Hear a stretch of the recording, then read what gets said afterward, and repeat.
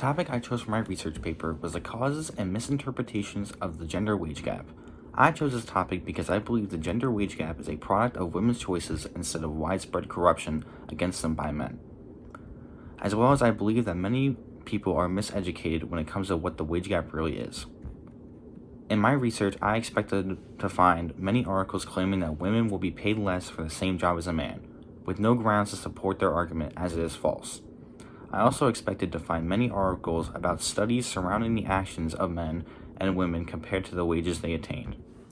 My thesis stated the gender wage gap is not a problem created by men to restrain power from women, but an issue negatively affecting women caused by a woman's personal choices and lifestyles, such as the jobs they attain, paths they choose in their college for their career, their decision to be with their children, their unionization patterns, and misconceptions of their pay.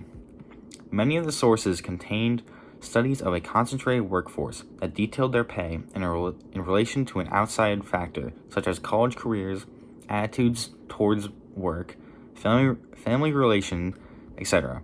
These sources highlight specific reasons as to why the wage disparity was present by delivering real data collected by themselves in a study. My argument consisted of describing disparity between men and women and describing how it caused the gender pay gap that was adverse to women. My first argument was the difference in job selection between men and women. I found that when studying the wage gap between men and women, that when you eliminate differing jobs between the two, the wage gap nearly disappears. This showed that jobs women were choosing were limiting their ability to achieve success and higher pay. The next topic was on the majors chosen in college, that less women were choosing higher skilled majors, consequently leading them to be paid less in their future. I also looked into what happens when a woman has a child, finding that their attention to their job diminishes and their male counterparts become ahead of them in a competitive workplace. I found that a larger percentage of working men were joining unions in comparison to women, which means that those women who do not choose to unionize are missing out on potential pay raises and improvements to their workplace environment. I discovered that men and women overestimated the pay they receive from their job. However, men are likely to have this out of a sense of arrogance, while women believe it is simply how the job will pay. This leads to a misconception that the woman is being paid less because she's a woman and not because she overestimates, while a man can notice his own arrogance. A similarity I found between men and women were their reaction to job loss. This similar reaction allowed them to equally regain a job to continue working, showing that when men and women act similarly, their outcomes are similar. My counter-argument was geared towards the idea that a man and a woman will be paid differently for the same job.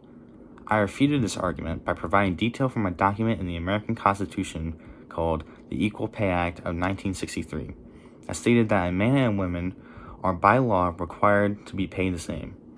This proves that there cannot be absolute discrimination in a workplace against women that limits their pay because there is a law directly preventing it. I concluded that the gender wage gap was created by decisions made by women that led to them having lower paying jobs than male counterparts.